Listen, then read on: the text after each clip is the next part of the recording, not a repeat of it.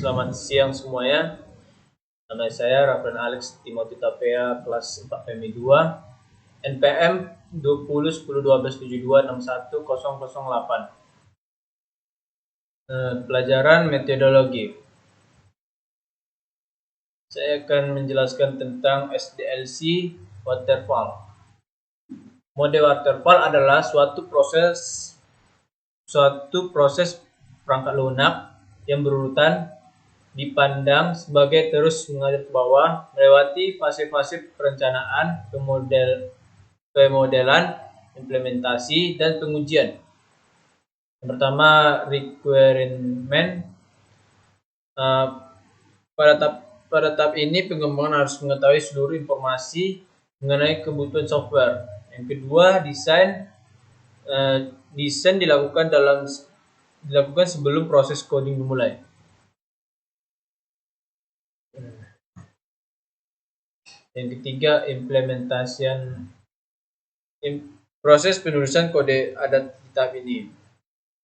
Pembuatan software akan dipecahkan menjadi modul-modul kecil yang nantinya akan digabungkan dalam tahap selanjutnya.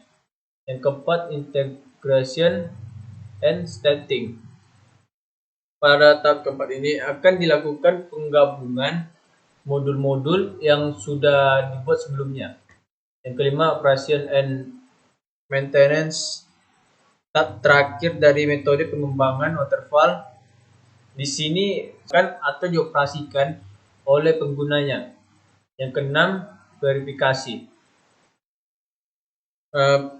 Klien atau pengguna menguji apakah sistem tersebut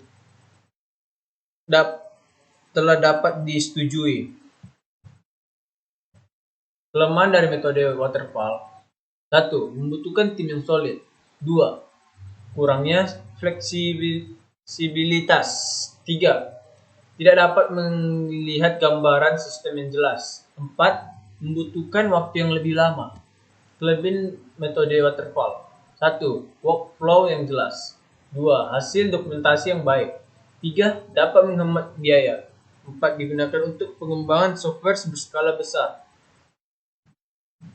Berikutlah gambaran dari SDLC prototype.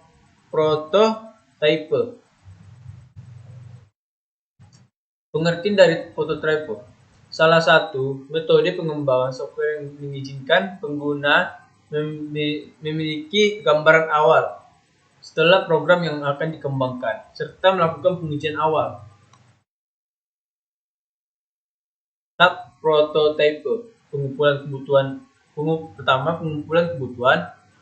Kedua, membangun prototyping. Ketiga, evaluasi prototyping. Keempat, mengkodekan sistem. Kelima, dan yang terakhir, menguji sistem. Evaluasi sistem. Mengevaluasi apakah perangkat lunak sudah jadi atau sesuai yang diharapkan. Kelebihan mode prototype: yang pertama, penentuan kebutuhan lebih mudah diwujudkan. Kedua, mempersingkat waktu pengembangan.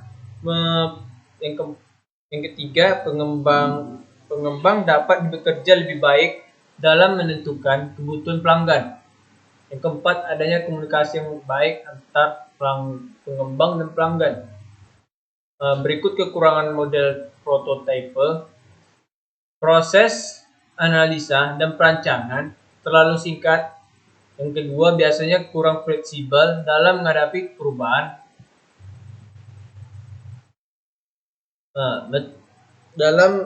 Dan selanjutnya, metode pengembangan RID atau Rapid Application Development.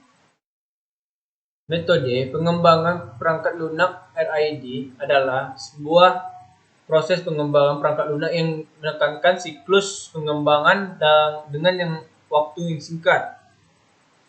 Berikut tahapan RID yang perlu dilakukan. Yang pertama, perencanaan kebutuhan. Di mana pada tahap ini dilakukan identifikasi masalah dan pengumpulan data yang diperoleh dari pengguna atau stakeholder pengguna. Yang kedua, desain sistem. tahap desain sistem, ketipan keaktifan pengguna yang terlibat sangat penting untuk mencapai tujuan, karena tahapan ini dilakukan proses desain dan proses perbaikan. Yang ketiga, proses pengembangan dan pengumpulan feedback. Pada tahap ini, desain sistem yang telah dibuat dan sepakati diubah ke dalam bentuk aplikasi versi beta sampai dengan versi final. Yang keempat, implementasi dan penyelesaian produk merupakan tahapan di mana programmer menerapkan desain dari suatu sistem yang telah diuji pada sistem sebelumnya. Kelebihan dan kekurangan RID. Kelebihan yang pertama, dapat menggunakan kembali komponen yang ada. Yang kedua, integrasi proses yang lebih cepat dan efektif. Yang ketiga, penyesuaian kebutuhan dan keinginan user menjadi lebih mudah. Yang keempat, memperkecil kemungkinan kesalahan atau error. Berikut ada kekurangan dari RID. Yang pertama, memerlukan kolaborasi sistem yang kuat dan memadai. Yang kedua, memerlukan komitmen yang kuat antar pengembang dan stakeholder. Ketiga, hanya cocok diterapkan untuk proyek kecil. Yang keempat, mengembangkan aplikasi yang memiliki fokus pada suatu fitur untuk dijadikan modular terpisah.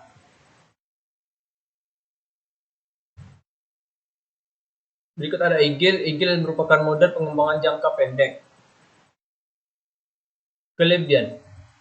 Pertama, fungsional dapat dibuat dengan cepat dan dilakukan staging. Yang kedua, perubahan dengan cepat ditangani. Yang kelemahannya, yang pertama, analisis, desain, dan pengembangan sulit diprediksi. Yang kedua, dapat memunculkan permasalahan dari arsitektur maupun desain. Tahapan metode Agile. Yang pertama, perancangan. Perancangan merupakan di mana tim, pengembang, dan juga klien merencanakan apa saja yang dibutuhkan dalam suatu perangkat lunak yang hendak dibuat. Yang kedua, implementasi. Merupakan tahapan di mana para tim program melakukan kodean pada suatu perangkat lunak.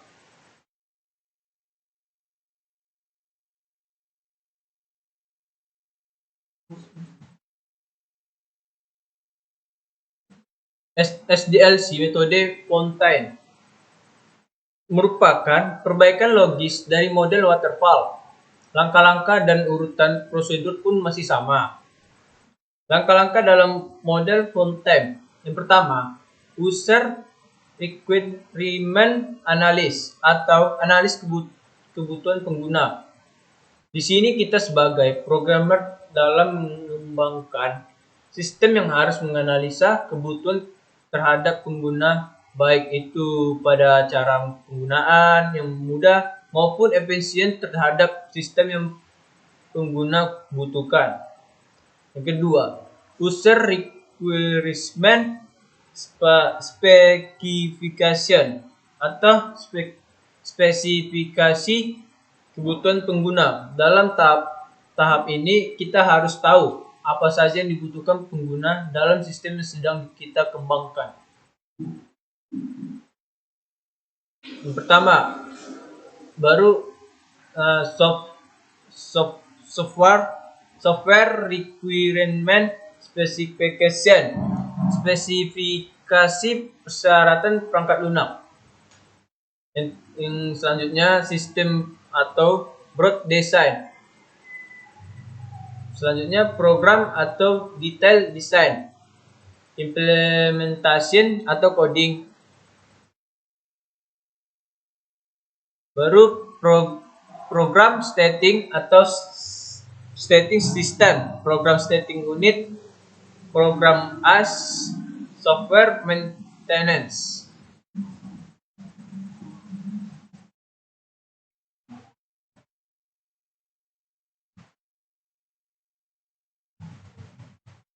Spiral. Model spiral merupakan model pengembangan perangkat lunak yang evolusioner yang memadukan sifat integral model prototype dan aspek sistematis dari model sekuensial.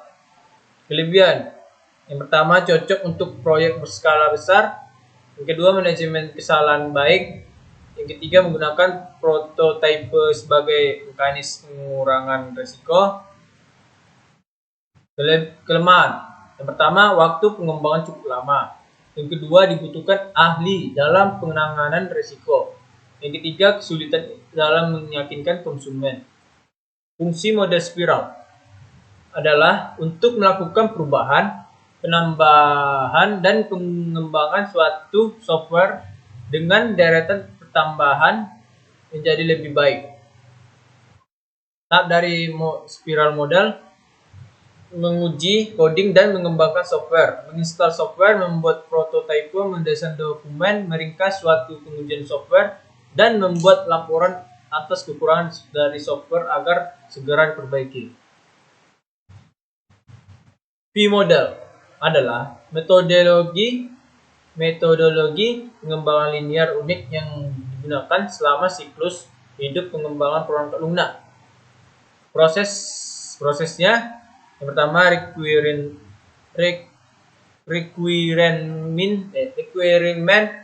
analysis, seperti halnya pada model firewall. Yang kedua, sistem desain. Setelah Anda memiliki requirement produk yang jelas dan terperinci, sekarang saatnya untuk merancang sistem dengan lengkap. Architectural design. Spesifikasi arsitektur dipahami dan dirancang dalam fase ini. Biasanya lebih dari satu pendekatan teknis diusulkan dan keputusan akhir diambil berdasarkan kelayakan teknis dan finansial.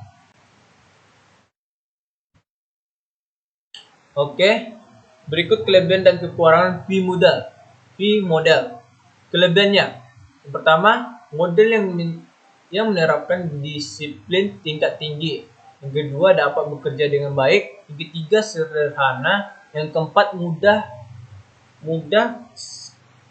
karena kekakuan dari model dan setiap fase dalam siklus memiliki tujuan spesifik. Kelemahannya: yang pertama, memiliki risiko dan ketidakpastian yang tinggi apabila diaplikasikan untuk proyek-proyek besar. Yang kedua, model tidak bagus untuk proyek yang kompleks dan berorientasi objek. Yang ketiga, model yang buruk dapat proyek yang panjang dan berkelanjutan. Parallel development methodology merupakan suatu cara pada SDLC yang melakukan fase desain dan implementasi secara paralel. Ada pula kelebihannya dari parallel development. Yang pertama, meminimalisasi waktu penjadwalan. Yang kedua, meminimasi kesempatan untuk dikerjakan ulang. Berikut kekurangan dari parallel development. Yang pertama, masih menggunakan dokumen di atas kertas. Yang kedua, menggabungkan subproyek memerlukan suatu keahlian yang khusus. Biasanya banyak terjadi kegagalan pada saat proses penggabungannya. Contoh pengembangan paralel. Misalnya, ketika produk perangkat lunak dikirim ke pelanggan, tim pengembangan proses dapat mulai mengerjakan rilis fitur utama baru dari produk, sementara tim pemeliharaan produk dapat mengerjakan koreksi, catat, dan rilis patch pelanggan dari produk yang dikirim. Model interaktif aplikasi. Yang pertama, persyaratan sistem lengkap didefinisikan dan mudah dipahami. Yang kedua, persyaratan utama harus ditentukan. Yang ketiga, ada waktu untuk kendala pasang. Yang keempat, teknologi baru sedang digunakan dan dipelajari oleh tim. Yang keempat, sumber daya yang sumber daya dengan keahlian yang dibutuhkan, serta tidak tersedia dan dirancangkan untuk digunakan berdasarkan kontrak untuk interaksi tertentu. Yang keenam, ada beberapa fitur dan sasaran berisiko tinggi yang dapat berusaha di masa depan. Kelebihan dan kekurangan model interaktif. Kelebihannya dari model interaktif, beberapa fungsi kerja dapat dikembangkan dengan cepat. Yang kedua, hasil diperoleh secara dini. Yang ketiga, pengembangan paralel dapat direncanakan. Yang keempat, kemajuan bisa diukur. Yang kelima, lebih murah. Yang keenam, menguji dan mendebug selama interaksi yang lebih kecil itu mudah. Kekurangannya, lebih banyak sumber daya mungkin diperlukan, meskipun biaya perlu lebih rendah, tetapi itu tidak terlalu cocok untuk mengubah persyaratan. Yang ketiga, menentukan kenaikan kemungkinan memerlukan desain sistem yang lengkap. Yang keempat, diperlukan lebih banyak perhatian manajemen. Yang kelima, tidak cocok untuk proyek kecil.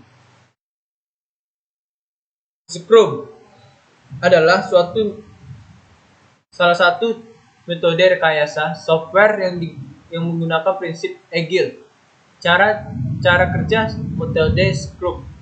Yang pertama, menentukan tim dalam mengerjakan suatu proyek. Tentu kamu membutuhkan tim. Yang kedua, menentukan waktu pengerjaan. Yang ketiga, menentukan peran dalam tim. Yang keempat, mengumpulkan berbagai masalah. Yang kelima, memulai sprint. Metode pengembangan Scrum merupakan metodologi yang termasuk dalam Agile Software Development. Scrum dinilai dapat menghasilkan kualitas perangkat lunak yang lebih baik sesuai dengan keinginan pengguna, dapat digunakan dalam proyek besar maupun kecil, dan mudah untuk mengadopsi perubahan. Terima kasih atas perhatiannya. Sekian dari saya, dari Rapna Alex. Kalau ada kesalahan, saya minta maaf. Terima kasih.